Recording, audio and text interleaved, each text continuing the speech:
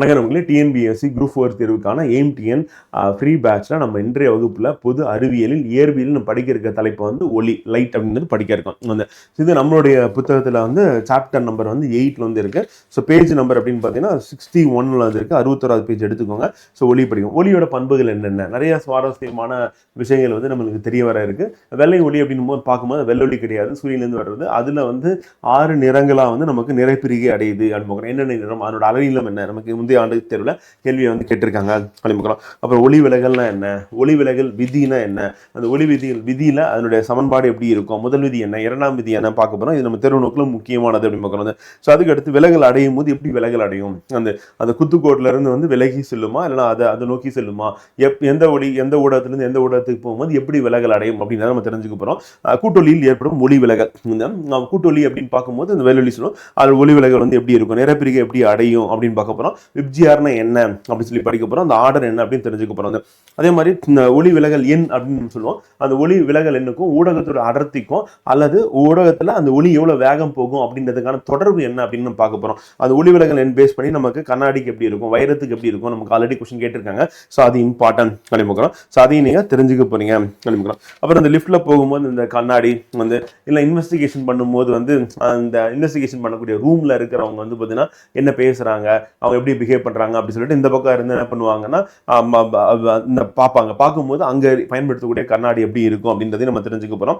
ஒளிச்சிதறல்லாம் என்ன, இந்த ஒளிச்சிதறல் தொடர்பான விதிகள் வந்து இருக்கு அப்படின்னு பார்க்கிறோம். ஸோ அந்த ஒளிச்சிதறல் வகைகள் இருக்கு, அந்த வகைகள் என்ன அப்படின்னு பார்க்க போறோம். ஸோ அதுல மீச்சிதறல் என்ன, மீச்சேற்ற சிதறல் என்ன, ராலே சிதறல் என்ன, அதே ராலே சிதறல் விதினா என்ன, மீ ஒளிச்சிதறல் என்ன, டிண்டால் ஒளிச்சிதறல் என்ன, ராமன் ஒளிச்சிதறல் என்ன சொல்லி இதெல்லாம் படிக்க முடியுது. எல்லாமே மோஸ்ட் இம்பார்ட்டன்ட். நமக்கு திருப்பி ஒளி அப்படின்ற தலைப்புல இந்த சிதறல் அடிப்படையில் நமக்கு ஆல்ரெடி கேட்டிருக்காங்க. அது என்ன அப்படின்றத இன்றைய வகுப்பில் பார்க்க போறோம். அதுக்கடுத்து ஆடி அப்படின்னு பார்க்கும்போது குழி ஆடி குவி ஆடி எங்க பயன்படுத்துறோம் அப்படின்னு. அப்புறம் ஆடிக்கான சமன்பாடு என்ன ஆல்ரெடி கேட்டிருக்காங்க, அது இம்பார்ட்டன்ட்.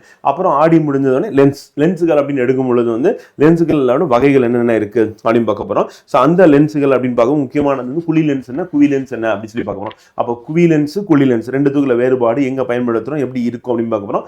ஆடி சமன்பாடு மாதிரி லென்ஸுக்கான சமன்பாடு என்ன அப்படின்னு பார்க்க போறோம். அப்புறம் லென்ஸின் உருப்பெருக்கம் அப்படின்றதுக்கு அதுக்கான சமன்பாடு என்ன அப்படின்னு பார்க்க போறோம். ஸோ அதுக்கான வாய்ப்பாடு பார்க்க போறோம். லென்ஸின் திறன் வந்து அந்த திறன் அடிப்படையில் நம்ம லென்ஸ் வந்து பயன்படுத்திட்டு இருக்கோம் அப்படின்னு பார்க்கலாம். ஸோ அது என்ன பார்க்கலாம். அப்புறம் ரொம்ப முக்கியமானது முழு அக எதிரொலிப்பு, வைரம் ஏன் ஜொலிக்குது அப்படின்றத இந்த வகுப்புல நீங்க தெரிஞ்சுக்க போறீங்க. அந்த முழு அக எதிரொலிப்பு வேற எங்கெல்லாம் நடக்கும், இப்போ காணல் நீர்ல நடக்கும், வைரத்தில் நடக்கும், கண்ணாடி ஒளி இலைகள்ல நடக்கும் அப்படின்னு பார்க்கிறோம். அப்புறம் குளிர் மாய தோற்றத்திலையும் நடக்கும், அது எப்படி அப்படின்றத நம்ம தெரிஞ்சுக்க போறோம். அதே மாதிரி அதனுடைய பயன்பாடுகள் முழு அக எதிரொலிப்புல வந்து எண்டோஸ்கோபி அப்படின்ற கருவி நம்ம பயன்படுத்துறோம், அந்த உடற்குழாய் அப்படி சொல்லிட்டு. அப்ப பேஷண்ட்டுடைய மூக்கின் வழியாக வாயின் வழியாக நம்ம என்ன பண்ணுவோம்னா அந்த குழாயை அனுப்பி அதன் மூலமா சர்ஜரியே பண்ணிட்டு இருந்தாங்க அப்படின்னு. இப்போ கேமராஸ் வந்து யூஸ் பண்றாங்க டாக்டர்ஸ் அப்படின்னு, ரோபோட்டிக் சர்ஜரின்னு சொல்லி அட்வான்ஸா போயிருக்கு அப்படின்னு. மனித கண் அப்படின்னும் போது நமக்கு ஆச்சரியத்தை ஏற்படுத்தி இந்த உலகத்தை நம்ம பார்க்கறதுக்கு, இந்த அழகான உலகத்தை பார்க்கறதுக்கு நமக்கு என்ன இருக்கு அப்படின்னா வந்து கண் இருக்கு. ஸோ அந்த கண் அப்படின்றது வந்து எப்படிப்பட்டது அப்படின்னு நம்ம பார்க்க போறோம். ஸோ அதனால கண் அப்படின்றது வந்து அதனுடைய பார்ட்ஸ் என்னென்ன இருக்கு, அதுல ஒவ்வொன்றும் என்னென்ன வேலை பண்ணுது, கண்ணில் எங்க லென்ஸ் எங்க இருக்கு, ஐரிஸ்னா என்ன, கண் பாவைனா என்ன, ரெட்டினா என்ன, ஹார்னியானா என்ன அப்படின்றது எல்லாமே நீங்க தெளிவா தெரிஞ்சுக்க போறீங்க. அடுத்து நமக்கு வெளி ஏற்பமைவு திறன் அப்படின்னும் போது வந்து அந்த ஏற்பமைவு திறன் அப்படின்றது வெளி லென்ஸ்ல எப்படி இருக்கு, பார்வை நீட்டிப்புனா என்ன, நம்ம இதுக்கு முன்னாடி இருந்தாலும் ஃபிலிம் வந்து ரோல் ஆகும் அந்த சினிமா தேட்டர்ல, இப்பதான் டிஜிட்டலா வந்துருச்சு.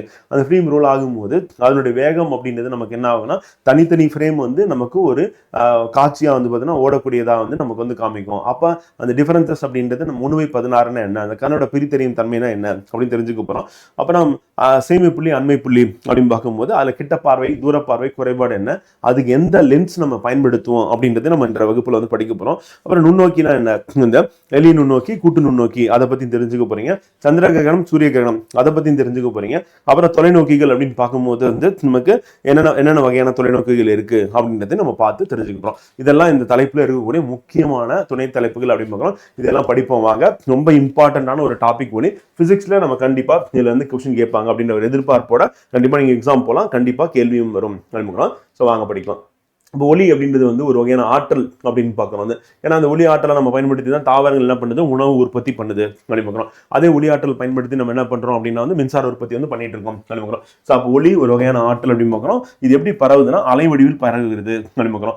அது செல்லக்கூடிய பாதை தான் நம்ம என்ன சொல்லணும்னா ஒளி கதிர் அப்படின்னு வந்து. அப்போ ஒளி கதிரின் தொகுப்பு ஒளி கற்றை அப்படின்னு பார்க்குறோம். ஸோ அப்போ இந்த மாதிரி கீவேர்டை அண்டர்லைன் பண்ணுறத அதுதான் எக்ஸாம்பிள் உங்களுக்கு கொஸ்டினாகவும் ஆன்சராகவும் வரும். ஸோ அதனால நல்லா அதை படிச்சு வச்சுன்னா கரெக்டாக இருக்கும் வந்து.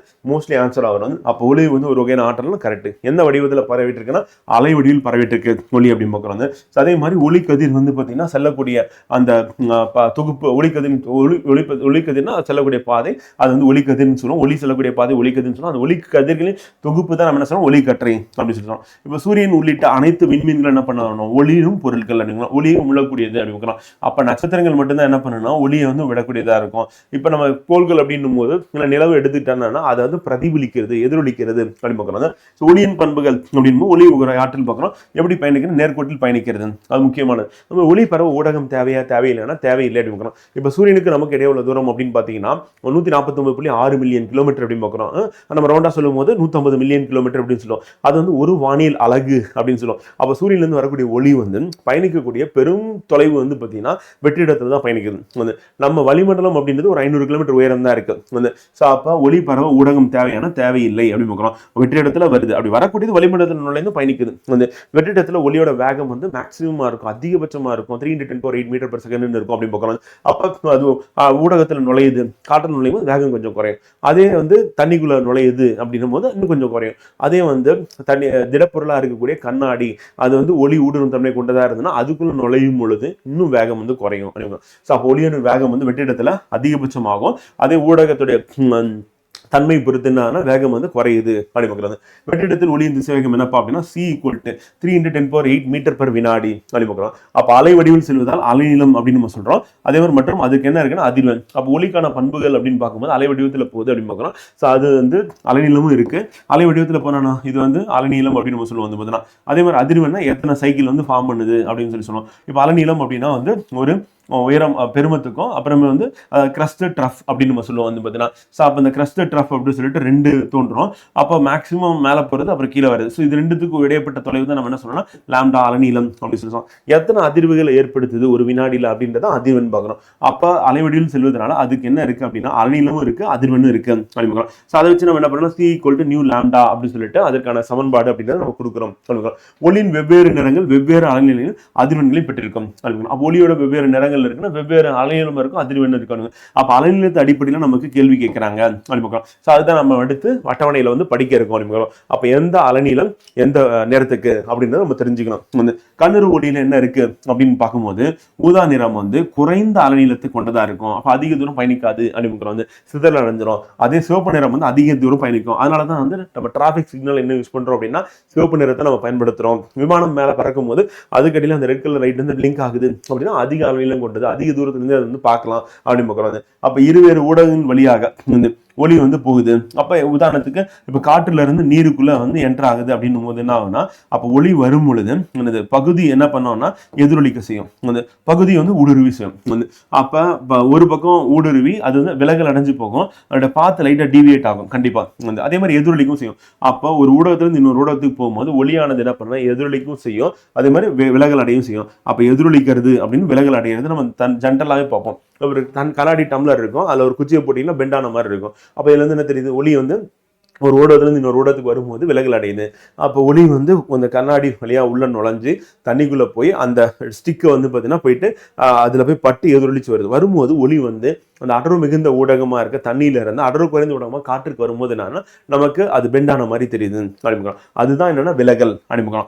அதே ஒளி வந்து அதில் பட்டு எதிரொலிக்குதுல அது வந்து எதிரொலிப்பு அப்படிங்கிறோம். இப்போ நீரில் ஜென்ரலாகவே நமக்கு எதிரொலிப்பு அப்படின்றது நடக்கும் அப்படிங்கிறோம். இப்போ அதே ஒளி வந்து ஒரு முப்பட்டகத்தின் வழியாக போகுது. கிளாஸ் பிரிசம் அப்படின்னா முப்பட்டகம் முடிச்சணும். அப்போ அந்த முப்பட்டகத்தின் வழியாக போகும்போது நமக்கு என்ன ஆகுது அப்படின்னா வந்து நமக்கு 7 நிறங்களாக நிறப்பிரிகை அடையுது அப்படிங்கிறோம். ஸோ இதுதான் ஒளியோட பண்பா வந்திருக்கு. இப்போ ஒளி அப்படின்னு பார்க்கும்போது சிவப்பு நிறம் நிறம் அப்படின்னா வந்து என்ன இல்லைன்னா 760 இருந்து 647 நானோமீட்டர் அப்படின்னு பார்க்குறோம். அதே வந்து ஊதா நிறம் அப்படின்னும் போது 424 to 380 நானோமீட்டர் அப்படின்னு பார்க்குறோம். ஸோ அதனோட அலைநீளம் சிம்பிள் வந்து லாம்டா அப்படின்னு நம்ம சொல்லுவோம். ஸோ அதிர்வெண் வந்து ஹெர்ட்ஸ் அப்படின்னு நம்ம சொல்லுவோம். அப்போ அலகு என்ன அப்படின்னு கேட்டாலும் இல்லைன்னா அதோட சிம்பிள் என்ன கேட்டாங்க அப்படின்னா நம்ம சொல்லிடலாம், அது வந்து லாம்டான்னு சொல்லுவோம், அது வந்து ஹெர்ட்ஸ்னு சொல்லுவோம். இப்போ அலை நீளம் அப்படின்னு வரும்போது அதோட அலகு என்னன்னா மீட்டர் தான். வந்து அதிர்வெண் அப்படின்னும் போது ஹெர்ட்ஸ் அப்படின்னு சொல்லிட்டு அந்த அலகால நம்ம குறிப்பிடுறோம் அப்படின்னு பார்க்குறாங்க. அடுத்து ஒளி வெற்றிடத்தின் வழியாக பெருமத்தில் செல்லும், அதை 3 × 10⁸ மீட்டர் பெர் செகண்ட் சொல்லுவாங்க. அதன் மதிப்பா வந்து இருக்கு அப்படின்னு பார்க்குறோம். அப்போ வெற்றிடத்துல ஒளியோட அதிகபட்ச வேகம் இருக்கு. காற்றுல போகும் கொஞ்சம் குறையும், அடுத்து தண்ணியில போகும் இன்னும் கொஞ்சம் குறையும், அதே திடப்பொருள்ல போகும்போது இன்னும் குறைஞ்சிரும் அப்படின்னு பார்க்குறோம். இந்த ஒளி அப்படின்னும் அதோட வேகத்தை அளவிடுறதுக்காக இப்போலிட் பீசு அப்படின்றவர் வந்து ஒளியின் வேகத்தை கண்டறிந்த முதல் முயற்சியை மேற்கொள்றாரு அப்படின்னு. அந்த பீசுவின் ஆய்வை வச்சுக்கிட்டு அடுத்து என்ன பண்றாங்க அப்படின்னா வந்து அடிப்படையில் பல கருவிகளை பயன்படுத்தி அறிஞர்கள் ஒளியின் வேகம் வந்து காற்றுல எவ்வளவு இருக்குன்னு பார்த்தீங்கன்னா 2.99 × 10⁸ மீட்டர் பை செகண்ட். அப்ப அங்க வந்து நம்ம பார்க்கும்போது 3 × 10⁸ மீட்டர் பை செகண்ட் வெற்றிடம் வந்து காற்றுல அப்படின்னும் 2.99 அப்படின்னு. ஸோ அப்ப இதுல இருந்து நமக்கு என்ன தெரியுது, ரொம்ப நெருக்கமா இருக்கு. சில இடங்கள்ல காற்றுக்கு என்ன பண்ணணும் 3ன்னு போட்டுருவாங்க, அப்படி போட்டாலும் சரின்னு போட்டுக்க வேண்டியதான். இப்போ ஒளி விலகல் அடையுமா அப்படின்னா ஒரு ஊடகத்துல இன்னொரு ஊடகத்துக்கும் விலகல் அடையும். அது நம்ம கண்ணாடி டம்ளருக்குள்ள ஒரு குச்சியை போட்டோம் அப்படின்னா பெண்ட் ஆன மாதிரி தெரியுதுல, அதுதான் ஒளி விலகல் பெஸ்ட் எக்ஸாம்பிள். ஒரு லெமன் எடுத்து என்ன பண்ணுவோம், கடைகளில் வந்து பார்த்தீங்கன்னா தண்ணிக்குள்ள போட்டு வச்சிருப்பாங்க கண்ணாடி டம்ளர்ல, பார்க்க பெருசா இருக்கும், வெளியே எடுத்தீங்கன்னா சின்னதாக தான் இருக்கும். ஸோ அப்போ என்னன்னா அந்த இடத்துல ஒளி விலகல் அடையுது. அப்போ ஒளிக்கதிர் ஒன்று ஒரு ஒளி புகும் ஊடகத்தில் இருந்து மற்றொரு ஒளி புகும் ஊடகத்திற்கு சாய்வாக செல்லும் போது ஒளிக்கதிர் தன் பாதையிலிருந்து விலகி செல்லும். அப்ப ஒளிக்கதிர் தன்னுடைய பாதையிலிருந்து விலகி செல்றது அப்படின்னா ஒரு ஊடகத்திலிருந்து இன்னொரு ஊடகத்துக்கு போகணும். அப்போ ஊடகத்தில் இருந்து மற்றொரு ஒளி புகும் ஊடகத்திற்கு போச்சுன்னா அப்ப தன்னுடைய பாதையிலிருந்து விலகி செல்றதா நம்ம என்ன சொல்லணும்னா ஒளி விலகல் அப்படின்றது. அப்போ ஒளிக்கதிர் பாதையில் ஏற்படும் இந்த மாற்றம் தான் ஒளி விலகல். ஒளியானது வெவ்வேறு ஊடகத்தில் வெவ்வேறு திசைவேகத்துல சொல்லணும். அதை நம்ம சொன்னோம். இப்ப காற்றுல ஒரு வேகம் இருக்கு, நீர்ல ஒரு வேகம் இருக்கு, கண்ணாடிக்குள்ள ஒரு வேகம் இருக்கு அப்படின்னு பார்க்கிறோம். அப்போ ஒளியின் திசைவேகம்னா அடர்வு குறைந்த ஊடகத்தில் எப்படி இருக்கும் அப்படின்னா, இப்போ உதாரணத்துக்கு வந்து வெற்றிடத்துல அதிவேகம், காற்றுல கொஞ்சம் அடர்த்தி கொஞ்சம் அதிகமா இருக்கும், வெற்றிடத்துக்கு கம்பேர் பண்ணது கொஞ்சம் வேகம் குறையுது, அதே நீர்ல இன்னும் குறையுது. அப்ப காற்று நீர் கம்பேர் பண்ணும்போது எங்க வந்து வேகம் அதிகமா இருக்குன்னா காற்றுல அதிகமா இருக்கு. அப்ப அடர்வு குறைந்த ஊடகமா காற்று இருக்கு, அப்ப அதிகமாகும். அடர்வு மிகுந்த ஊடகத்தில் எப்படி இருக்கும், குறைவாகவும் இருக்கும். இதுனா ஒளியின் திசை வேகம் அப்படின்ற பாயிண்ட்டை நம்ம ஞாபகம் வச்சுக்கணும். ஒளி விலகல் விதி அப்படின்னும் போது ஒளிக்கதிர் ஒரு ஊடகத்திலிருந்து மற்ற ஊடகத்துக்கு செல்லும் போது என்ன ஆகும்னா அது படுகதிர் விலகு கதிர் படுப்புள்ளியின் விலகல் அடையும் பரப்புக்கு செங்குத்தாக வரைபடும் கூடு ஆகிய ஒரே தளத்தில் அமையும். அப்ப இதுல என்னன்னா படுகதிர் அப்படின்னா வந்து இதான் வரக்கூடிய அந்த ஒளி அலை, அது வந்து படுகதிர் அடிமுக்கிறோம். அது வந்து என்னன்னா எதிரொலிப்பு கதிர் அடிமுக்கிறோம். ஸோ அப்ப இது படுகதிர் எதிரொலிப்பு கதிர் இருக்கணும். இது குத்துக்கோடு அப்படின்றது அதுக்கு செங்குத்தா வரையுது. இது எல்லாமே வந்து பாத்தீங்கன்னா ஒரே தளத்தில் அமையிருந்தாங்கன்னா ஒளி விலகல் முதல் விதி அடிமுக்கிறோம். ஸோ அப்ப ஒளிக்கதிர் ஊடகத்திற்கு செல்லும் போது படுகதிர் விலகு கதிர் படுப்புள்ளியில் விலகல் அடையும் பரப்புக்கு செங்குத்தாக வரையப்படும் குத்துக்கோடு இல்லை கோடு அடிமுக்கிறோம். இது எல்லாமே ஒரே தளத்தில் அமையும் அடிமுக்கிறோம். ஸோ அப்போ படுகதிர் அப்படின்றத நம்ம என்ன சொல்லணும்னா ஐ அப்படின்னு பார்க்குறோம். வந்து அது விலகு கதிர் அப்படின்னா வந்து ஆர், வந்து இது வந்து இன்சிடென்ட் ரே, இது ரிஃப்ளெக்டட் ரே அப்படின்னு பார்க்குறோம். இது ரெண்டுமே வந்து நடுவில் வரையக்கூடிய அந்த குத்துக்கோடு என் அப்படின்னு பார்க்குறோம். ஸோ இது மூணுமே ஒரே தளத்தில் அமையும் அப்படிங்கிறோம். அப்போ angle of i equal to angle of r அப்படின்னு பார்க்குறோம். இதான் வந்து ஒளி விலகலின் முதல் விதி அப்படிங்கிறோம். ஒளி விலகலின் இரண்டாம் விதி அப்படின்னு பார்க்கும்போது ஒளிக்கதிர் ஒரு ஊடகத்திலிருந்து மற்றொரு ஊடகத்திற்கு செல்லும் போது படுகோணத்தின் சைன் மதிப்பும், படுகோணத்தின் சைன் சைன் ஐ, அதான் படுகோணம், ஐனா படுகோணம் அப்படின்னு பார்க்கணும். வந்து விலகக்கூடிய கதிர் வந்து அதே மாதிரி விலகு கோணத்தின் சைன் மதிப்பு இருக்கும். விலகு கோணம் அப்படின்னா அங்கிருந்து விலகி போகுது அடுத்த ஊடகத்துக்கு போகும்போது ஆர் வந்து சைன் ஆர் வந்து இதனுடைய தகவு தான் என்ன சொல்றோம் அப்படின்னா வந்து ஒளி விலகல் எண் அப்படின்னு சொல்லி சொல்றாங்க. அப்போ ஒளி விலகல் எண் அப்படின்றது என்ன அப்படின்னா வந்து இது எதிரொலிச்சு போகுது. வந்து இப்போ ஒரு ஊடகத்திலிருந்து இன்னொரு ஊடகத்துக்கு வந்து ஒளி வந்து டிராவல் ஆகுது ஃப்ரெண்ட் வந்து. அப்போ டிராவல் ஆகும்போது என்ன ஆகும் அப்படின்னா இது வந்து ஐ வந்து இது வந்து ஆர் வந்து. ஸோ இப்போ வந்து பார்த்தீங்கன்னா ஒளி விலகல் அப்படின்னும் போதுன்னா விலகல் அடைஞ்சு போகுது. ஸோ அப்போ ரிஃப்ராக்டட் அப்படின்னு பார்க்குறோம். ஸோ அப்போ ஐ இன்சிடென்ட் ரே, இந்த ஆர் ரிஃப்ராக்டட் ரே அப்படின்னு பார்க்குறோம். இது வந்து ரிஃப்ளெக்டட் எதிரொலிப்பு அப்படின்னு பார்க்குறோம். ஸோ அப்போ இந்த இடத்துல என்ன நடக்குது அப்படின்னா வந்து அது விலகி போகுது அப்படின்னு பார்க்குறோம். இப்போ ரெண்டுத்துக்குள்ள தகவல் வந்து எப்படி இருக்கும் அப்படின்னு நம்ம பார்க்குறோம். ஸோ அப்போ அந்த தகவல் தான் நம்ம என்ன சொல்கிறோம் அப்படின்னா வந்து ஒளி விலகல் எண் அப்படின்றோம். அப்போ ஒளி விலகல் எண் அப்படின்றது என்னன்னா வந்து படுகதிர் அதனுடைய சைன் மதிப்பு இருக்கும், விலகு கதிர் அதனுடைய சைன் மதிப்பு இருக்கும், இடையே உள்ள தகவானது நம்ம என்ன சொல்றோம் ஒளி விலகல் எண் அப்படின்றோம். அப்போ sine i by sine r equal to வந்து நமக்கு μ2/μ1 அப்படின்னு பார்க்குறோம். இதான் வந்து ஸ்னெல் விதி அப்படின்னு பார்க்குறோம். அப்போ சென்ஸ்க்கான சமன்பாடு என்ன அப்படின்னு கேட்டாங்கன்னா இரண்டாம் விதிக்கு இதுதான் அப்படின்னு பார்க்குறோம். முதல் விதினா ஆங்கிள் ஆஃப் ஐ வந்து ஐ அப்படின்ற கோணத்துக்கும் ஆர் அப்படின்ற கோணத்துக்கும் இடையே உள்ளது அந்த நேர் விதத்தில் இருக்கும் அப்படின்னு பார்க்குறோம். ஸோ அப்போ எந்த அளவுக்கு அது என்ன ஆங்கிள் வருதோ அதே ஆங்கிள் தான் அது எதிரொலிப்பு கோணமும் இருக்கும் அப்படின்னு பார்க்குறோம். ஒளி விலகல் என்ன ஆனது எப்படி இருக்கும் அப்படின்னும் போது அந்த ஒரு ஊடகத்தில் ஒளிக்கதிரின் திசைவேகம் எவ்வாறு இருக்கும் என்பதை தெரிவிக்கிறது. அப்போ ஒளிவிலகல் எண் வந்து திசைவேகத்தை சார்ந்ததா இருக்கு அப்படின்னு. இப்ப காற்றில் அல்லது வெற்றி இடத்தில் ஒளியின் திசைவேகம் அப்படின்னா நம்ம சீன் எடுத்துக்கணும். ஏன்னா 2.99 3 அப்படின்றது ரெண்டுத்தையும் ஈக்குவலா எடுத்துக்கணும். மற்றொரு ஊடகம் அப்படின்னும் போது என்னன்னா வெற்றி இடத்துல நம்ம ஆய்வே பண்ண முடியாது. ஏன்னா வளிமண்டலத்துக்கு மேல போயிட்டு நம்ம ஆய்வு பண்ண போறது. அப்ப நம்ம பூமியில தான் பண்ண போறோம். அப்ப பூமியில பண்ணக்கூடிய அந்த ஆய்வுக்கு நம்ம 3 × 10⁸ மீட்டர்/செகண்ட் அப்படின்னு சொல்லி நம்ம காற்றுக்கு இருக்கிறது வெற்றி இடத்துக்கு இருக்கிறது காற்றுக்கு எடுத்துக்கிறோம். அப்ப அதுக்கும் அதே மாதிரி வந்து பாத்தீங்கன்னா வந்து மற்றொரு ஊடகம் அப்படின்னு பார்க்கும்போது அந்த ஊடகத்துல இல்ல திசைவேகம் வந்து இடையே உள்ள தகவல் தான் நம்ம என்ன சொல்றோம் ஒளிவிலகல் எண் அப்படின்னு. அப்ப சி அப்படின்றது வந்து நம்ம காற்றுல அப்படின்னு எடுத்துக்கலாம் வந்து. அப்ப அது எவ்வளவு அப்படின்னா தான் மேக்சிமமா இருக்கும் 3.10⁸ அப்படின்னு பார்க்குறோம். அப்ப கீழே என்ன போடுவோம் அப்படின்னா அந்த ஊடகத்துல ஒளியோட வேகம் என்ன அப்படின்னு நம்ம போட்டுட்டோம் அப்படின்னா அந்த ஊடகம் தான் கீழே இருக்குது. அப்ப போட்டோம்னா ரெண்டுத்துக்கு கேன்சல் பண்ணா நம்ம கிடைக்கக்கூடியது அப்படின்னு. இப்ப மேக்சிமம் அப்படின்னு பாத்தீங்கன்னா காற்றுல தான். அப்ப காற்று அப்படின்னு இருக்கும் 3 × 10⁸ அப்படின்னு பார்க்குறோம். கீழே போட்டீங்கன்னா காற்று போட்டீங்கன்னா அது 3. அப்ப காற்றுல ஒளி விலகல் என்ன எவ்வளவு அப்படின்னு பாத்தீங்கன்னா நமக்கு 1 அப்படின்னு பார்க்கணும். அப்ப மற்ற ஊடகங்கள் போகும்போது நமக்கு என்ன ஆகும் அப்படின்னா வந்து இன்க்ரீஸ் ஆகிட்டே போகும். அப்போ 1 அப்படின்னா காற்றுல ஒளி விலகல் 1க்கு மேல போச்சு அப்படின்னா மற்ற ஊடகமா இருக்கும். இப்ப மற்ற ஊடகம்னா வேகம் கம்மியா இருக்கும். அப்ப வேகம் கம்மியா இருக்குன்னா 3 விட கம்மியா இருக்கும். இப்ப 2ன்னு போட்டீங்கன்னு வச்சுக்கோங்க. இப்ப 2 தான் இருக்கு வேகம் அப்படின்னு எடுத்துக்கிட்டா நம்ம கேன்சல் பண்ணிடுவோமா? கேன்சல் பண்ணா நமக்கு என்ன கிடைக்கும்? 1.5 கிடைக்கும். அப்ப ஒளி விலகல் என்னது 1க்கு மேல போச்சுன்னா என்ன அர்த்தம்? அப்ப ஊடகத்துல அந்த ஊடகத்துல ஒளியின் திசைவேகம் கம்மியா இருக்குன்னு அர்த்தம். அப்ப 1 இருந்தா மேக்சிமம், 1 விட அதிகமா போச்சு அப்படின்னா வந்து குறைஞ்சிக்கிட்டே போகுது அப்படின்னு அர்த்தம். ஸோ அதுதான் வந்து ஒளியின் திசைவேகம் அப்படின்னு. இப்போ ஒளிவின் திசைவேகம் ஒளிவிலகல் எண் அதிகம் உள்ள ஊடகத்தில் எப்படி இருக்குன்னா குறைவாக இருக்கும். அப்போ ஒளிவிலகல் எண் அதிகமா இருக்குன்னா ஆமா அதிகமா இருக்கு 1.5 போட்டோம் அப்படின்னு. அப்போ அங்க வேகம் வந்து கம்மியா இருக்கு. எவ்வளவு இருக்கு? 2 × 10⁸ போட்டிருக்கோம். அப்ப அந்த தகவல் வச்சு நம்ம என்ன பண்ணோம்னா கண்டுபிடிக்கிறோம் அப்படின்னு. இந்த கான்செப்ட் நம்ம புரிஞ்சுக்கிட்டோம் அப்படின்னா ஒளியின் திசைவேகம் ஒளிவிலகல் எண் அதிகமாக உள்ள ஊடகத்தில் எப்படி இருக்குன்னா குறைவாக இருக்கும். இப்போ ஒளிவிலகல் எண் குறைவாக உள்ள ஊடகத்தில் அதிகமாக அமையும் அப்படின்னு. இப்ப உதாரணத்துக்கு அடர்மிகு ஊடகம் இருக்கு, அடவு குறைந்த ஊடகம் இருக்கு. அப்ப 2 ஊடகமும் நம்ம எடுத்துக்கிறோம். அப்ப அடர்வு மிகுந்த ஊடகத்துல ஃபர்ஸ்ட் ஒளி வந்து டிராவல் பண்ணுது. அப்புறம் அடர்வு குறைந்த ஊடகத்துக்கு வந்து போகுது. அப்ப என்னன்னா விலகி போகுது. எதை விலகி போகுதுன்னா அந்த குத்துக்கோடு அப்படின்னு நம்ம சொல்லுவோம், என் கோடுன்னு சொல்லுவோம். ஸோ அதை விட்டு விலகி போகுது அப்படின்னு.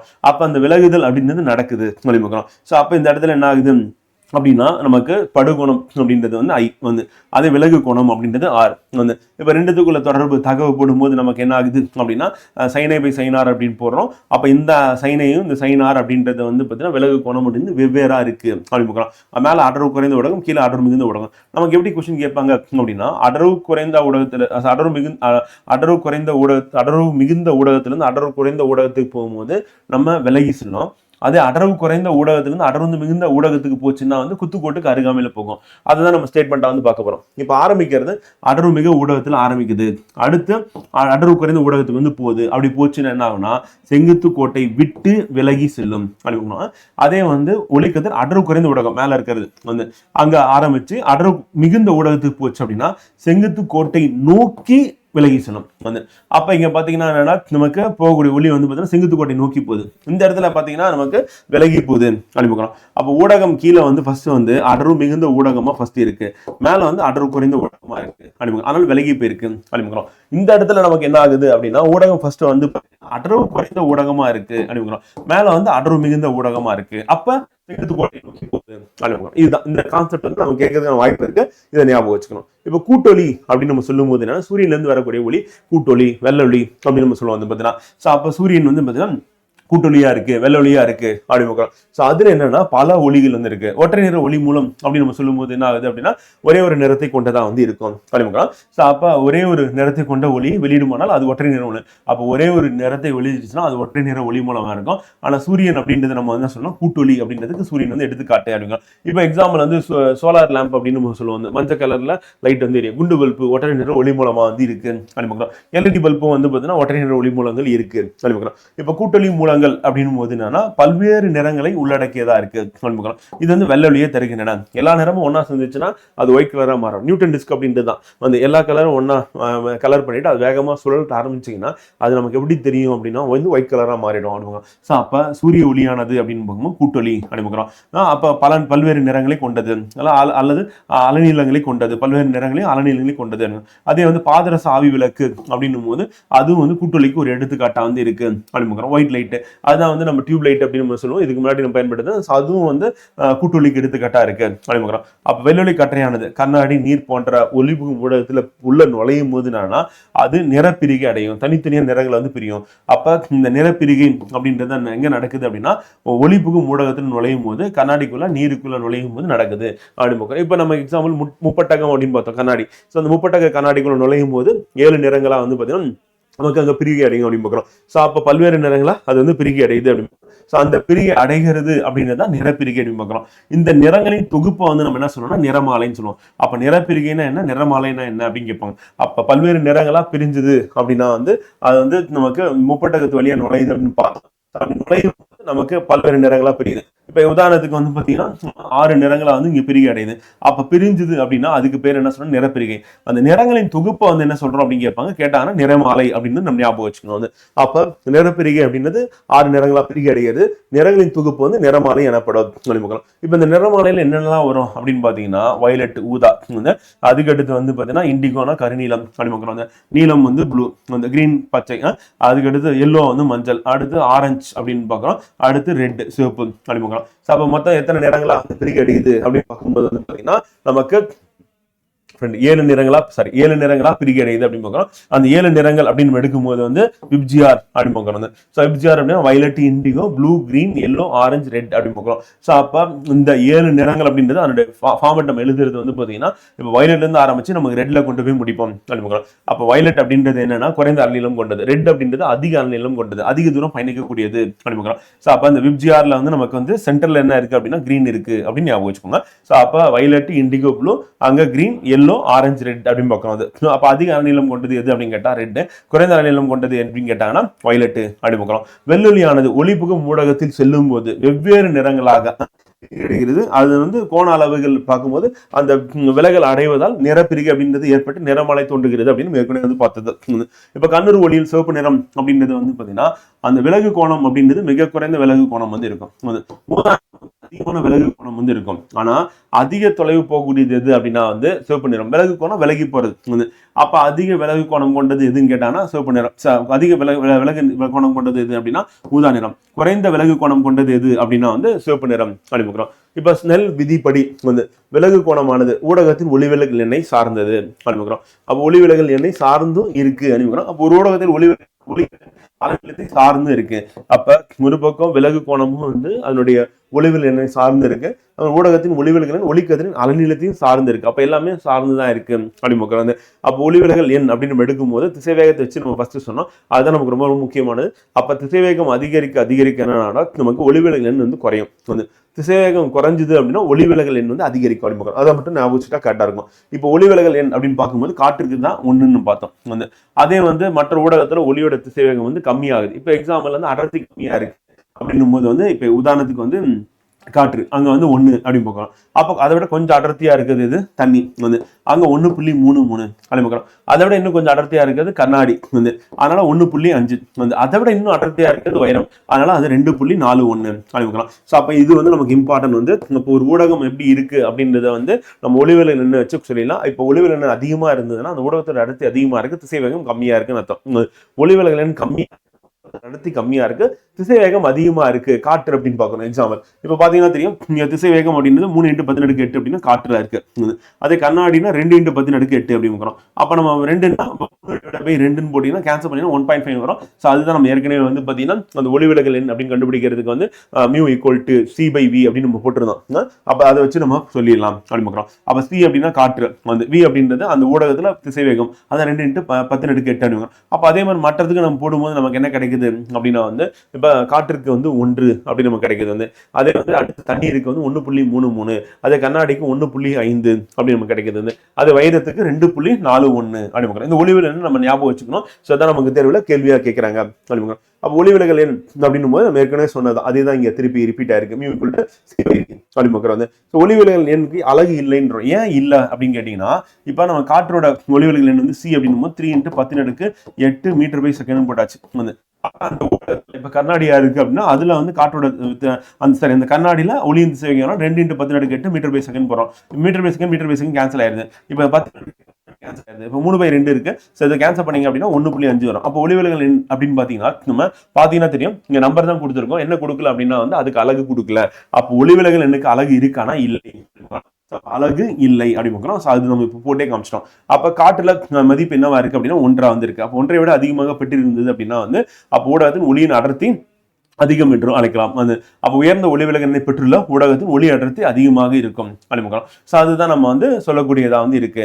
அப்ப அடர்த்தி அதிகமா இருந்தா ஒளியின் திசைவேகம் வந்து கம்மியா இருக்கு அப்படிங்கிறோம். ஊடகத்தின் வழியாக ஒளி மெதுவாக செல்லும், அடர்த்தி அதிகமா இருந்தா வந்து. அப்ப குறைந்த ஒளிவிலகலை பெற்றுள்ள ஊடகத்தின் ஒளி அடர்த்தி குறைவு வந்து. ஸோ அப்ப ஒளி ஊடகத்தின் வழியாக ஒளி மெதுவாக செல்லும் அப்படின்னு காரணம் அதிக அடர்த்தி. அதே குறைந்த ஒளிவிலகல் எண்ணை பெற்றுள்ள ஊடகத்தின் ஒளி அடர்த்தி குறைவாக இருக்கும். அந்த ஊடகங்கள்ல வந்து பாத்தீங்கன்னா அதிவேகத்துல வந்து ஒளி வந்து பயணிக்கும். அப்ப அங்க ஒளியின் வேகம் வந்து எப்படி இருக்கும் அப்படின்னு கேட்டாங்கன்னா மேக்சிமமா இருக்கும் அப்படின்னு பார்க்கணும். ஸோ அது நம்ம புரிஞ்சுக்க வேண்டியது அந்த கான்செப்டை பொறுத்த வரையும். ஸோ அதுக்கு அடுத்து நம்ம 12th புக்ல இருக்கிற ஒரு டேபிள் தான் இதுவும் நம்ம கேட்கறதுக்கான வாய்ப்பு இருக்கு. வெற்றிடத்தில் அப்படின்னு பார்க்கும்போது 1 அந்த காற்று அப்படின்னு பார்க்கும்போது நம்ம 2.99 போட்டோமா, அதனால நமக்கு 1.003 அப்படின்னு வருது. கொஞ்சம் 1 விட கொஞ்சம் அதிகமா இருக்கு அப்படின்னு. தூய நீர் அப்படின்னு பார்க்கும்போது நம்ம 1.33. குவார்ட்ஸ் அப்படின்ற கண்ணாடியில வந்து 1.56 குவார்ட்ஸ் கண்ணாடி இல்ல கண்ணாடி அப்படின்னு 1.52 அப்படின்னு. வைரம் வந்து 2.41. இது 10th புக்ல இருக்கிறது. 9th 10thல இது வந்து பாத்தீங்கன்னா நமக்கு 12th புக்ல இருக்கிறது. அங்க கொஞ்சம் எக்ஸாக்டா அடிஷனலா கொடுத்துருக்காங்க. ஸோ அதை மட்டும் நம்ம வந்து நோட் பண்ணிட்டோம் அப்படின்னா கரெக்டா இருக்கும். வைரம் ஏற்கனவே நம்ம பார்த்தது தான். கண்ணாடி வந்து 1.52, குவார்ட்ஸ் வந்து 1.56, தூய நீர் வந்து 1.33, காற்று வந்து 1.003 வந்து அது வெற்றிடம் அப்படின்னு 1.00 அப்படிங்கிறோம். ஸோ அது நமக்கு இம்பார்ட்டன்ட் வந்து. அடுத்து இப்ப ஒளிவிலகல் அப்படின்னு பார்க்கும்போது நம்ம படுகதிர் வந்து எதிரொலிப்பு கதிர், அதே மாதிரி விலகு கதிர் எடுக்கும். அப்ப reflected ray, refracted ray and incident ray அப்படின்னு பார்க்கலாம். ஸோ மொத்தம் 3மே வந்து பாத்தீங்கன்னா ஒரு பாயிண்ட்ல வந்து ஒரு ஊடகத்துல வந்து விழும்போது அது இன்னொரு ஊடகத்துக்கு போகும்போது என்னன்னா விலகல் அடைஞ்சு போகுது அப்படின்னு பார்க்கலாம். அதே மாதிரி நம்ம அந்த ஒளி அப்படின்னு பார்க்கும்போது வந்து நம்ம பார்க்கக்கூடிய கண்ணாடி, முகம் பார்க்கக்கூடிய கண்ணாடி இருக்கு அப்படின்னும் போது இப்ப உதாரணத்துக்கு வந்து பாத்தீங்கன்னா எதிரில் போய் இவரால் பார்க்க முடியுமா அப்படின்னு கேட்டாங்கன்னா அந்த பூச்சு அப்படின்றது இருக்குல்ல, அந்த தரம் அப்படின்றது வந்து பூசப்பட்ட எதிரொலிப்பு ஒட்டுத்தாள் அப்படின்றது அந்த 20% வந்து பாத்தீங்கன்னா விசிபிலிட்டி, அங்க 80% வந்து. அப்ப எதிரில் இருப்பவரை பார்க்க முடியாது அப்படின்னு பார்க்குறோம் வந்து. யாரால அப்படின்னு வந்து பாத்தீங்கன்னா இங்க வெளிச்சம் அதிகமா இருக்கு அப்படின்னும் போது அவர் இந்த பக்கம் பார்க்க முடியாது அப்படின்னு. ஸோ இப்ப இந்த மாதிரி இந்த கிளாஸ் ஃபிலிம் அப்படின்னு நம்ம போடும்போது வந்து பாத்தீங்கன்னா ஸோ அதுல நம்ம அந்த ஒட்டுத்தாள் அப்படின்றது வந்து அந்த எதிரொலிப்பு அப்படின்றது அந்த வெள்ளி பூசப்பட்ட ஒட்டுத்தாளா இருந்தது தரம் அப்படின்னா வந்து. ஸோ அப்ப ஒரு சைடு வந்து இன்னொருத்தர் வந்து பார்க்க முடியும் அப்படிங்க. ஸோ அப்ப எதிரில் இருக்கிறவர் யாரால பார்க்க முடியும், இப்ப பிரைட்டா இருக்கிற ரூம்ல இருக்கிற நபர் வந்து பாத்தீங்கன்னா அவரால் இன்னொரு ரூம்ல டார்க்கா இருக்கிற ரூம்ல இருக்கிற பார்க்க முடியாது அப்படிங்க. அதான் வந்து இந்த தரம் பூசுறது அப்படிங்க. அதே மாதிரி இந்த மாதிரி கண்ணாடி வந்து நமக்கு வந்து டிரான்ஸ்பரண்ட் கண்ணாடியே இல்லையா அப்படின்னும் போது நம்ம விரலை அப்படி வச்சு பார்த்தீங்க அப்படின்னா என்ன ஆகும்னா நம்ம நகத்தை வந்து டச் பண்ணிச்சுன்னா அது டிரான்ஸ்பரண்டா இருக்கிற ஒரு கண்ணாடி தான் அப்படின்னு பார்க்கணும். அப்போ அது வழியா ஒளி ஊடுருவோம் வந்து. முகம் பார்க்கக்கூடிய கண்ணாடினா ஃபுல்லாவே பூசியிருப்பாங்க, 100% வந்து வெள்ளி பூச்சி பூசியிருப்பாங்க. அப்போ அந்த வெள்ளி பூச்சி பூசுறதுனால என்ன ஆகும் அப்படின்னா முழுவதுமாக நம்ம பிம்பத்தை வந்து பார்ப்போம். ஸோ அதில் வந்து நீங்க விரல் வச்சிங்க அப்படின்னா உங்களோட நகம் வந்து என்ன ஆகும் அப்படின்னா வந்து அதோட ஒட்டாது. அப்போ ஒரு கண்ணாடி வழியா நம்மளை வந்து பார்க்குறாங்களா இல்லையா அப்படின்றது பார்க்கறதுக்கு நீங்க உங்க நகத்தை வச்சிங்கன்னா நகம் வந்து அந்த பக்கம் இருக்கிற நகம், கண்ணாடியில் தெரியக்கூடிய நகம் வந்து ஒட்டுச்சுன்னா என்ன அர்த்தம்னா அப்ப அந்த கண்ணாடி வந்து வெள்ளி பூசப்பட்ட கண்ணாடி, அந்த கண்ணாடி வழியா நம்ம ஆப்போசிட்ல இருக்கோம் நம்மளை பாக்குறாங்கன்னு அர்த்தம். சப்போஸ் வந்து இந்த கண்ணாடி வந்து முழுவதுமா பூச்சி பூசிருக்காங்க, முகம் பார்க்கும் கண்ணாடி மாதிரி இருந்தது அப்படின்னா அப்ப அந்த சைடு வந்து பார்க்க முடியாத ஒரு கண்ணாடினா நீங்க உங்க நகத்தை வச்சீங்கன்னா அந்த நகம் வந்து என்ன ஆகும் அப்படின்னா வந்து தொடாம தனியா வந்து தெரியும். அப்ப உள்ளுக்குள்ள ஒரு விரல் இருக்கிற மாதிரி நகம் இருக்கிற மாதிரி உங்களுக்கு வந்து தெரியும். அந்த மாதிரி தோற்றம் இருந்தது அப்படின்னா வந்து முழுவதுமா வெள்ளி பூசப்பட்டது, அந்த பக்கம் இருந்து நம்ம யாரும் பார்க்க முடியாது அப்படின்னு நம்ம சொல்லலாம். அடுத்து ஒளிச்சுதல் அப்படின்றது நம்ம மிக மிக முக்கியமானது அப்படி பார்க்கிறோம். ஸோ ஒளிச்சிதறல் அப்படின்னு எடுத்துக்கும் போது சூரிய ஒளி புவியின் வளிமண்டலத்தில் நுழையும் போது என்ன ஆகும், பல்வேறு விதமான வாயு அணுக்கள் இருக்கும், மூலக்கூறுகள் இருக்கும். இது என்ன பண்ணுன்னா வரக்கூடிய அந்த ஒளியை வந்து பார்த்தீங்கன்னா பட்டு சிதறல் அடைய வச்சிடும். அப்ப பல்வேறு கோணங்கள்ல வந்து பாத்தீங்கன்னா அந்த ஒளி வந்து பாத்தீங்கன்னா போக ஆரம்பிக்குது. அப்ப வரக்கூடிய அந்த ஒளி மூலம் அப்படின்றது அதுல பட்டு சிதறல் அடையிறது அப்படின்றதான் ஒளி சிதறல் அப்படின்னு பார்க்கிறோம். அப்ப அந்த ஒளி சிதறல் அப்படின்ற நிகழ்வு அப்படின்னு பார்க்கும்போது ஒளிக்கற்றையான ஊடகத்தில் காற்றில் உள்ள துகள்களுடன் இடைவெளியில் ஈடுபடுது. துகள்களுடன் அப்பதான் நமக்கு என்ன ஆகுதுன்னா அனைத்து திசையும் திருப்பி விடப்படுகிறது. இப்ப பாத்தீங்கன்னா தெரியும் ஒரு துகள் இருக்கு அப்படின்னா அதுல படுகதிர் வந்து படுது, பட்டவனே என்ன ஆகுது பல்வேறு திசையில சிதறல் அடைஞ்சு போகுது அப்படின்னு பார்க்கிறோம். இதுதான் என்னன்னா ஒளி சிதறல் அப்படின்னு நம்ம சொல்றோம். ஸோ இது நிறப்பிரிகை அடையிறது அப்படின்றது வந்து நமக்கு இங்க கொடுத்துருக்கோம். ஸோ விப்ஜிஆர் அப்படின்னு பார்க்கும்போது ஊதா, கருநீலம், நீலம், பச்சை, மஞ்சள், ஆரஞ்சு, சிவப்பு அப்படின்னு பார்க்குறோம். அடுத்து வெள்ளை ஒளியில் உள்ள வண்ணங்கள் தனித்தனியாக பிரியும் நிகழ்வுக்கு நிறப்பிரிகை நம்ம ஏற்கனவே பார்த்துட்டோம். அதோட தொகுப்பு நிறமாலை அப்படின்றது நம்ம பார்த்துட்டோம். வந்து அதிக அலைநீளம் கொண்டது எதுப்பா அப்படின்னா சிவப்பு, குறைந்த அலைநீளம் கொண்டது எது அப்படின்னா வந்து நமக்கு ஊதா அப்படின்னு நமக்கு தெரியும். அது வந்து 700 தோராயமா சொல்லலாம், இது வந்து 400 அப்படின்னு நம்ம சொல்லலாம் தோராயமாக. அதுக்கு அடுத்து முப்பட்டகம் வழியாக ஒளி போகும்போது நிறப்பிரிகை அப்படின்றது அடையும் அப்படிமுக்கிறோம். அதே மாதிரி எங்க அடர்த்தி அதிகமா இருக்கும் அந்த இடத்துல திசைவேகம் வந்து கம்மியா இருக்கும் அப்படிமுக்கிறோம்.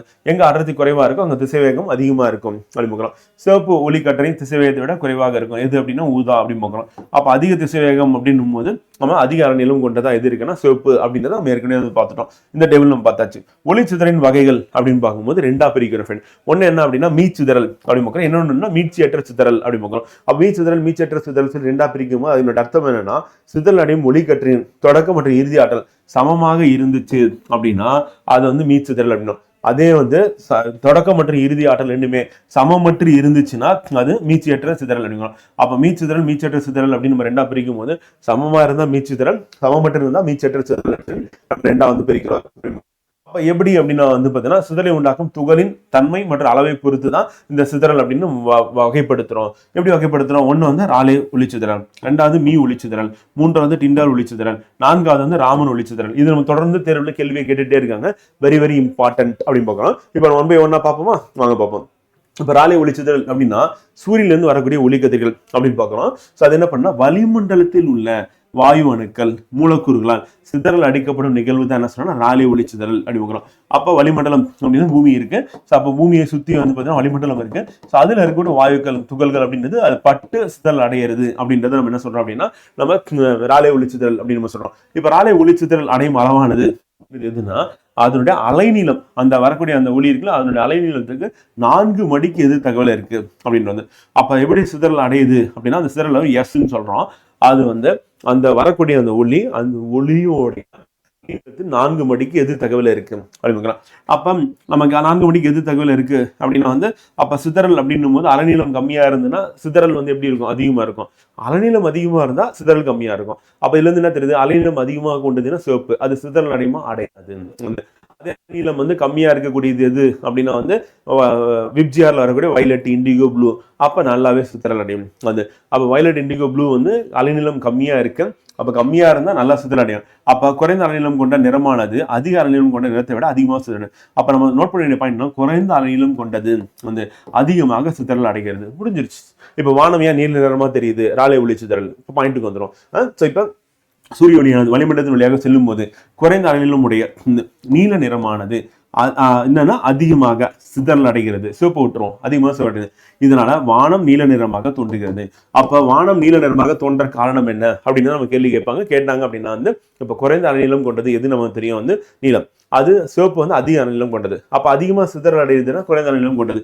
அப்ப நம்ம சொல்லும் போது இப்ப அலைநீளம் அதிகமா இருந்துன்னா சிதறல் கம்மியா இருக்கும். ஏன்னா ஒன்னு எது தகவல் இருக்கு. இப்ப அலைநீளம் வந்து கம்மியா இருக்கு அப்படின்னா சிதறல் அதிகமா இருக்கும் அனுப்புகிறோம். ஸோ அப்ப இந்த இடத்துல எது குறைவா இருக்கு அப்படின்றத பொறுத்து தான் இருக்கு அனுப்புகிறோம். ஸோ அப்ப அலைநீளம் கம்மியா இருக்கிறது அதிக சிதறலை அடையும் அனுப்புகிறோம். அப்ப சூரிய உதயம் மற்றும் மறைவின் போது சூரிய ஒளியானது நண்பகலில் இருப்பதை விட வளிமண்டலத்தில் அதிக தொலைவு செல்ல வேண்டி இருக்கும் அனுப்புகிறோம்.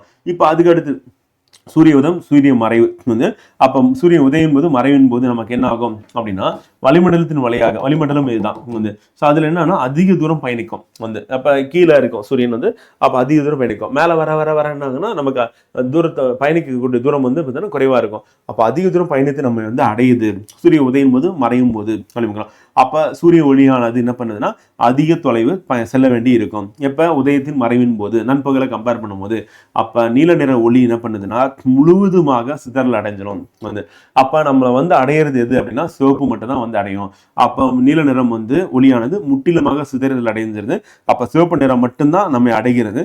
அதனாலதான் சூரியன் உதயம் மற்றும் மறைவின் போது எப்படி இருக்கு? சிவப்பாக காட்சியளிக்கிறது. இந்த பாயிண்ட் இம்பார்ட்டன்ட்.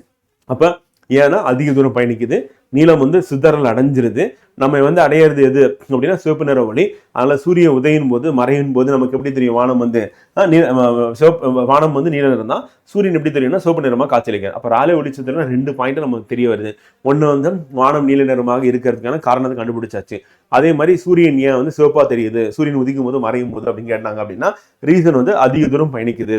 குறைந்த அலைநீளம் கொண்ட நீல நிறம் வந்து சிதறல் அடைஞ்சிருது. அதிக அலைநீளம் கொண்ட சிவப்பு நிறம் மட்டும்தான் நம்முடைய கண்ணை வந்து அடையுது அப்படின்றதான் அதனுடைய பாயிண்ட் வந்து இருக்கு. இப்போ மீ ஒளிச்சிதறல் அடுத்து நம்ம பார்க்க போறோம். மீ ஒளிச்சிதறல் அப்படின்னும் போது என்னன்னா, ஒளிச்சிதறல் ஏற்படுறது துகள்களின் விட்டமானது. அப்ப படும் ஒளி கதிரின் அந்த அலைநீளத்திற்கு சமமாகவும் அல்லது அலைநீளத்தை விட அதிகமாகவும் இருக்கும்போது மீ ஒளிச்சிதறல் வந்து, அப்ப அந்த படக்கூடிய அந்த படுகதிர் வரும்போது அங்க இருக்கக்கூடிய அந்த துகள்கள் வந்து பாத்தீங்கன்னா அந்த துகள்களுடைய சைஸ் அப்படின்றது அலைநீளத்திற்கு சமமாக வந்து அல்லது அலைநீளத்தை விட அதிகமாக. அப்ப அலைநீளம் அப்படின்னும் போது என்னன்னா ஃப்ரெண்ட் வந்து இது அலைநீளம் வந்து இப்ப எவ்வளவு மீட்டர் வந்து தூரம் வந்து இருக்கு அப்படின்னு நம்ம கணக்கு பண்ணிடும் வந்து. இதே இது வந்து பாத்தீங்கன்னா ஒரு துகள் இருக்கு அப்படின்னு அந்த துகளுடைய விட்டம்னா நடுவில் ஒரு கோடு போடுறீங்க. ஸோ அது எவ்வளவு மீட்டர் இருக்கு. இப்ப ரெண்டும் சமமா இருக்கணும், இல்லைன்னா அந்த துகளை விட அந்த அலைநீளம் அதிகமா இருக்கணும். அப்படி இருந்தது அப்படின்னா அதுங்க மீ ஒளிச்சிதறல் அப்படின்னு. இப்ப இந்த மீ ஒளிச்சிதறல் மூலமா என்ன ஆகுதுன்னா, ஒளிக்கதிரின் அலைநீளத்தை சார்ந்தது அன்று, ஆனா வளிமண்டலத்தின் கீழ் அடுக்கு பகுதியில் உள்ள தூசு, புகை, நீர்த்துளிகள் மற்றும் சில துகள்கள் மீ சிதறல் ஏற்படுத்துகிறது அப்படிங்கிறோம். அப்ப இந்த இடத்துல பண்றது யாருன்னா, அங்க வந்து மூலக்கூறுகள் பண்ணும், வாயுவோட அணுக்கள் வந்து பண்ணும் ராலே ஒளிச்சிதறல எங்கன்னா மேலடுக்குலே வந்து. இப்ப கீழ் அடுக்குல இருக்கக்கூடிய தூசு இருக்கு, புகை இருக்கு, நீர்த்துளிகள் இருக்கு அப்படின்னா இது வந்து மீச்சிதறல் ஏற்படுத்துகிறது வந்து. இப்ப தூசு, புகை அப்படின்னு பார்க்கும்போது நமக்கு எக்ஸாம்பிள் வந்து தூசுகள் வந்து எங்க இருக்குன்னா மேகங்கள் இருக்கும். அப்ப மேகங்கள்ல வந்து பாத்தீங்கன்னா இருக்கக்கூடியது வந்து அந்த துகள்களுடைய விட்டம் அப்படின்றது அலைநீளத்துக்கு சமமாகவும் அல்லது அதிகமாகவும் இருக்கு அப்படின்னு பார்க்கிறோம். அப்ப மேக கூட்டங்கள் வந்து என்னன்னா வெண்மையரமா காய்ச்சலுக்கு அந்த மீச்சிதல் காரணமா இருக்கு. அப்போ வரக்கூடிய அந்த ஒளி அப்படின்றது மேகங்களுக்குள்ள நுழையுது. அப்படி நுழையும் பொழுது என்ன நிகழ்வு அந்த இடத்துல எக்ஸாக்டா நடக்குது அப்படின்னு பாத்தீங்கன்னா, அந்த மேகத்துல அந்த வெள்ளொளி அப்படின்னு சூரியனிலிருந்து வரக்கூடிய வெள்ளொளி அந்த நீர்த்துளியின் மீது படும்போது அந்த துளிகள் அனைத்து நிறங்களையும் சமமாக சிதறல் அடைய செய்கிறது.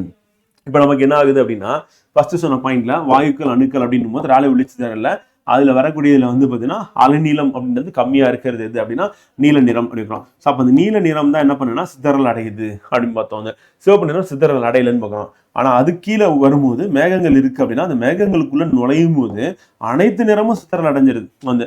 அப்ப எல்லாமே சிதறல் அடைஞ்சிட்டா என்ன கலர் நமக்கு தெரியும் அப்படின்னா வெள்ளை நிறம் தெரியும்.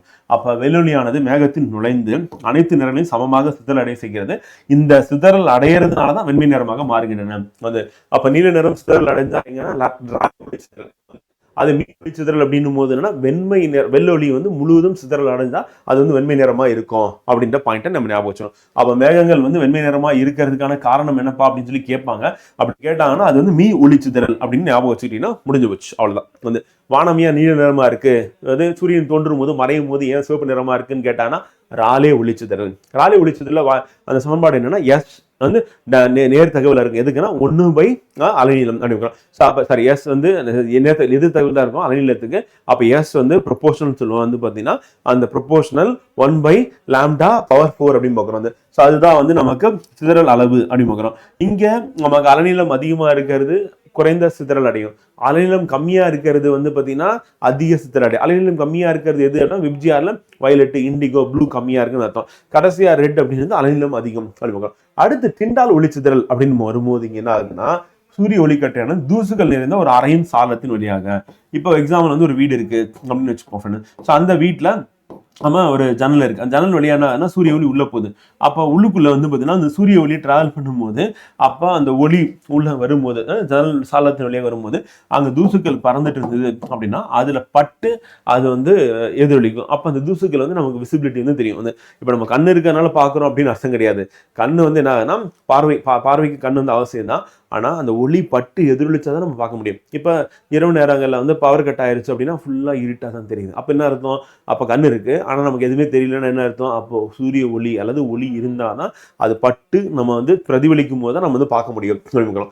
அப்ப டிண்டால் ஒளிச்சிதறல் அப்படின்னா தூசுகள் இருந்து ஒரு அறையின் சாளரத்தின் வழியே நுழையும் போது அப்ப ஒளிக்கற்றை வந்து நுழையுது அப்படின்னும் போது என்னன்னா அது நமக்கு தெளிவாக புலனாகிறது. இந்நிகழ்வு தான் நான் சொன்னேன் டிண்டால் ஒளிச்சிதறல் அப்படின்னு பார்க்கணும். அப்ப டிண்டால் ஒளிச்சிதறல் அப்படின்னும் போது உள்ள வருது அப்படின்னும் போது பட்டு எதிரொலிக்குது, அப்ப நமக்கு தெரிய வருது.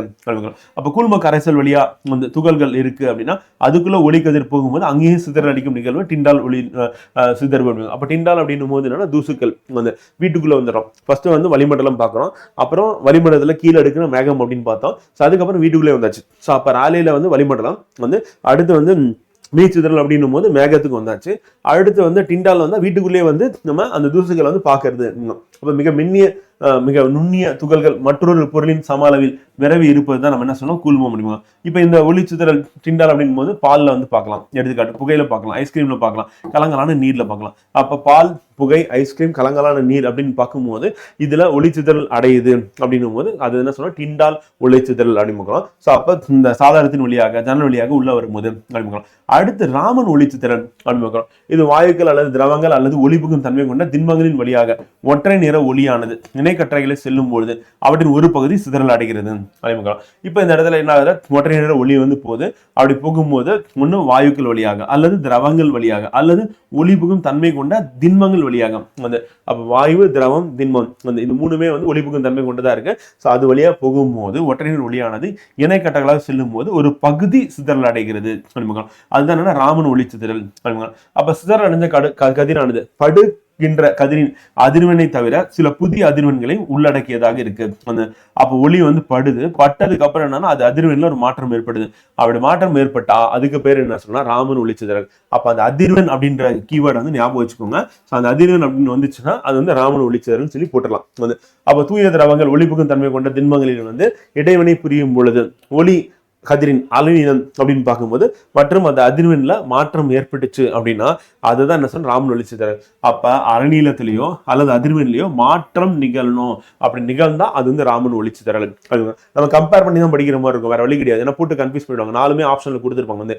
ஃபர்ஸ்ட் பார்க்கும்போது ராலே ஒளிச்சிதறல் அப்படின்னும் வாயுக்கள், மூலக்கூறுகள் அது வளிமண்டலத்தில் இருக்கு அப்படின்னா அது வரும்போது ஒளிக்கற்றை வரும்போது அதில் பட்டு சிதறல் அடையுது அப்படின்னு பார்க்குறோம். ஸோ அது வந்து ராலே ஒளிச்சிதறல். அப்போ வானம் நீல நிறமாக தெரியுது, சூரியன் தோன்றும் போது மறையும் போது சிவப்பு நிறமாக இருக்கு, முடிஞ்சு போச்சு. அடுத்து மீ ஒளிச்சிதறல் அப்படின்னும் போது என்னன்னா அப்போ வளிமண்டலத்தை கீழே அடுக்குக்கு வந்துடும். மேகம் இருக்கு, மேகத்துக்குள்ள வெள்ளொளி வருது, முழுவதுமாக சிதறல் அடையுது. அலைநீளம் அப்படின்னா கான்செப்டே கிடையாது, முழுவதுமாக சிதறல் அடையுது, வெண்மை நிறமாக மாறுகிறது, மீ ஒளிச்சிதறல். அடுத்து டிண்டால் அப்படின்னா வீட்டுக்குள்ள வந்தாச்சு, வீட்டுக்குள்ள ஜன்னல் வழியா சூரிய ஒளி வருது. அப்ப என்னன்னா தூசுகள் நிறைந்த அறையா இருக்கு அப்படின்னும் போது அந்த தூசு வந்து அந்த காற்றுல வந்து மிதந்துட்டு இருக்கு அப்படின்னு அதில் பட்டு எதிரொலிக்குது டிண்டால். அதை நம்ம பார்க்கும்போது ஐஸ்கிரீம், புகை, கலங்கலான நீர் அப்படின்னு சொல்லிட்டு நம்ம எடுத்துக்காட்டு வந்து பார்த்தாச்சு டிண்டால். அடுத்து ராமன் ஒளிச்சிதறல் அப்படின்னு பார்க்கும்போது என்னன்னா வாயுக்கள், திரவங்கள், திடங்கள் இது எல்லாமே வந்து பார்த்தீங்கன்னா திடங்கள்னா ஒளிபுகும் தன்மை கொண்டதாக இருக்குன்னா அதன் வழியா ஒளிக்கதிர் வரும் பொழுதுனா அதுனா பட்டு அது சிதறல் அடையும் போது ஒரு பகுதி சிதறல் அடையும் போது அதன் அதிர்வெண்லையோ அலைநிலையத்திலேயோ மாற்றம் ஏற்பட்டா அதுதான் ராமன் ஒளிச்சிதறல் அப்படின்னு நம்ம சொல்றோம். அப்ப படுகதிரின் அதிர்வெண்ணுக்கு சமமான அதிர்வெண்ணை கொண்ட ஒரு நிறமாலை வரிகள் அப்படின்னா அது வந்து ராலே வரிகள் என்றோம். புதிய அதிர்வெண்களை கொண்டதா இருந்தா அது வந்து ராமன் வரிகள் என்றும் அழைக்கப்படுகிறது. ராமனாவே மாற்றம் அப்படின்னு பார்க்கிறோம். அப்ப மாற்றம் நடக்குதுன்னா ராமன் வரிகள். ராலே வரிகள்னா அதுக்கு சமமாவே வந்து படுகதிரின் அதிர்வெண்ணுக்கு சமமான அந்த சிதறல் அடையும் போது வந்து எதிரொலிப்பு அடையும் போது அதனோட அதிர்வெண் இருந்தா அது ராலே வரிகள் என்றும், அதே வந்து புதிய அதிர்வெண்களை கொண்டிருந்தா அது வந்து நம்ம என்ன சொன்னா ராமன் வரிகள் என்றும் அழைக்கப்படுகிறது. இப்ப படுகதிரின் அதிர்வெண்ணை விட குறைவான அதிர்வெண் கொண்ட நிறமாலை வரிகளை ஸ்டோக் வரிகள் அப்படின்னு சொல்லுவாங்க. இப்ப படுகதிர் இருக்கு அப்படின்னா அந்த அதிர்வெண்ணை விட கம்மியா இருந்தது அப்படின்னா வந்து ஸ்டோக் வரிகள் அப்படின்னு. படுகதிரின் அதிர்வெண்ணை விட அதிகமான அதிர்வெண்ணை கொண்ட நிறமாலை வரிகளை ஆன்டி ஸ்டோக் வரிகள் என்று பெயர். அப்ப படுகதிர் இருக்கு அப்படின்னா அதோட அதிர்வெண் அதிகமா இருந்ததுன்னா ஆன்டி ஸ்டோக், அதே புதிய அதிர்வெண் இருந்ததுன்னா ராமன் வரிகள். சமமா இருந்தா ராலே வரிகள், குறைவா இருந்தா ஸ்டோக் வரிகள். அதிகமான அதிர்வெண் அப்படின்னு வந்தா அப்ப அதிகமான அப்படின்னு வந்துச்சுன்னா அது வந்து ஸ்டோக்கு, புதிய அப்படின்னு வந்துச்சுன்னா அது வந்து ராமன். ரெண்டுத்துக்குள்ள வித்தியாசம். சமமா இருந்தா ராலே வரிகள், குறைவான அதிர்வெண் இருந்தது அப்படின்னா வந்து அது ஸ்டோக் வரிகள் அப்படின்னு பார்க்கணும். அவ்வளவுதான், முடிஞ்சு போச்சு. இது வந்து ரொம்ப பெரிய கான்செப்ட், புரியாது அப்படின்ற பிரச்சனைக்கு அந்த பிரச்சனைக்கு இடமே கிடையாது. ரொம்ப சுலபமா அழகா படிச்சுட்டு ராலே ஒளிச்சிதறல் என்ன, மீச்சிதறல் என்ன, டிண்டால் விளைவுனா என்ன, ராமன் சில ஒளிச்சிதறல்லாம் என்ன, அதுக்கு அடுத்த ஸ்டோக் வரிகள்லாம் என்ன, ஆன்டி ஸ்டோக் வரிகள்லாம் என்ன அப்படின்னு நம்ம பார்த்துட்டோம். அவ்வளவுதான். இது ஈஸியா நம்ம படிச்சுட்டு போயிடலாம், ஒரு கஷ்டமும் கிடையாது, அழகா நம்ம ஆன்சரும் பண்ணிடலாம் அப்படின்னு பார்க்குறோம். அதுக்கு அடுத்து நம்ம படிக்க இருக்கிறது வந்து பார்த்தீங்கன்னா ஆடி அப்படின்னு பார்க்க போறோம். ஸோ ஆடி அப்படி நம்ம எடுத்துக்கிட்டோம் அப்படின்னா வந்து பார்த்தீங்கன்னா இதுக்கு அடுத்து ஆடி அப்படின்றது ஆடியின் ஒரு வருது முழு உருவமும் தெரிய வேண்டும். ஆடியின் உயரம் எப்படி இருக்கணும் அப்படின்னு சொல்லிட்டு ஆடி, அடுத்து லென்ஸ், அடுத்து கண் அப்படின்றத நம்ம வந்து இன்றைய இதுலேயே வந்து பார்த்தீங்கன்னா ஒளி வந்து நம்ம பார்ட் ஏ பார்ட் பின்னு சொல்லிட்டு 2 தலைப்பை பார்க்க போறோம். ஸோ பார்ட் ஏல நம்ம இதை பார்த்தாச்சு. அடுத்த தலைப்பில் பார்ட் பியில் இதை அப்படியே நம்ம கண்டினியூ பண்ணி பார்ப்போம் ஃப்ரெண்ட். ஓகேவா?